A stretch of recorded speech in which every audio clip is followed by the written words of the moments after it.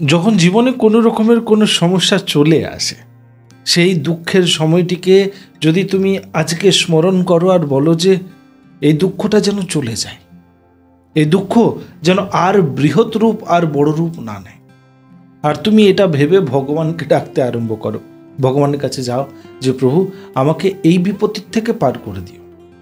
কিন্তু যদি এর উল্টোটা হয়ে গেল, বিপত্তি আরো বেড়ে গেল, আরো সমস্যা বেড়ে যাচ্ছে, তুমি ভাবলে যে ব্যাস এটাই শেষ, কিন্তু এটা শেষ নয়, এটা তো শুধু আরম্ভ, তারপরে আরো সমস্যা আসছে, তখন এক ভক্ত এটা ভাবে, যে ভগবানের কাছে শরণাগত হয়েছে, সে এটা ভাবে যে এইবারে আমার করণীয় কি, আমি যে পথে চলছি সেই পথটা কি ভুল, বা ভগবান যদি সত্যি আমাকে ভালোবাসছেন, যদি আমার পথ ঠিক রয়েছে।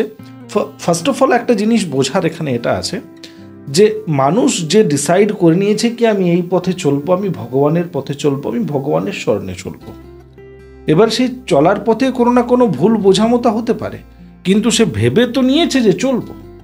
তো যখন সে ভেবে নিয়েছে চলবো, তখন সে সব সময় পথে যতগুলো প্রশ্ন আসবে, পথে যতগুলো বাধা আসবে, সে কিন্তু কোশ্চেন ভগবানকেই করবে, সে তো আমাকে আপনাকে করবে না। তো যখন সে প্রশ্ন করবে যে প্রভু আমি তো বললাম যে এটাকে একটু বন্ধ করে দাও, এটাকে একটু আটকে দাও, যে দুঃখটা এসেছে সেটা আমি সহ্য করে নিলাম, ভবিষ্যৎটা যেন একটু ভালো হয়, আর ঠিক তারপরে আরও বেড়ে গেল প্রবলেম। তো তখন তুমি কি করবে, তোমার করণীয় কি? তাহলে কি তুমি ভুল পথে যাচ্ছ? না, ভগবান বলছেন যে তুমি যখন দুঃখকে দেখছো যে এটা কন্টিনিউয়াস বাড়ছে, তার মানে হচ্ছে তুমি যে জিনিসটা পেতে চাইছো সেই পাওয়ার পথে কিছু কিছু সাধনের প্রয়োজন আছে। কোনো না কোনো জিনিস না পাওয়া ছেড়ে তুমি ওই জিনিসটা করতে পারবে না। সাপোজ এক্সাম্পল, তুমি না, আমি ভিডিও বানাতে চাই, তো আমাকে ফোন চাই, ক্যামেরা চাই, ইন্টারনেট চাই, নানা রঙের মাইক চাই, চাই তো। এবারে সেই জিনিসটা পাওয়ার পথে বিভিন্ন রকমের বাধা, এটা পেলে তো ওটা পেলে না, ওটা পেলে তো এটা পেলে না।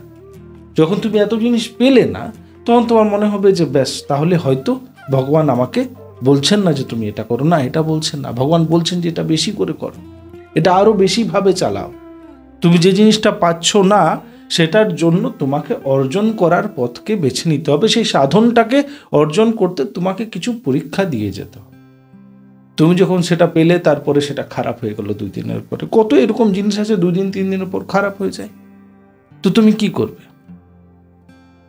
তুমি আবার সার্ভিস সেন্টারে গেলে, যদি ওয়ারেন্টির মধ্যে রয়েছে, আবার গেলে, আবার জিজ্ঞেস করলে, তারা আবার 10 দিন 15 দিনের টাইম নিল, ঠিক হয়ে এলো, তাকে তোমার 15 দিন 20 দিন দেরি হয়ে গেছে, তুমি আবার জিনিসটাকে বানাচ্ছ। তো যত তোমার জীবনে এইরকম সমস্যা আসবে, তুমি ভাবো যে এগুলো একটা ছোট্ট ছোট্ট পরীক্ষা, যেটা দিয়ে যেতে হবে। যে সাধনগুলোকে পেতে তোমার সমস্যা হচ্ছে, সেই সাধনগুলোই তোমার সিদ্ধি লাভের পথকে তৈরি করছে। শুধু বড় বড় গুরু সন্ন্যাসীরা সিদ্ধি লাভ করে না, ছোট ছোট মানুষরা যারা ভক্তি মার্গে রয়েছে তারাও সিদ্ধি লাভ করে।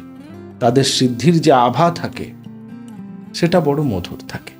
তো সেই পথকে বোঝার জন্য তুমি কখনো এটা ভেবে নাও না যে আমার জীবনে যে ট্রাবল, যে সমস্যাগুলো আসছে, সেগুলো এই জন্যই আসছে কেন কি ভগবান বলছেন ব্যাস এই পথে আর চলিস না। ভগবান বলছেন যে এইবারে আরো ভালো করে চল।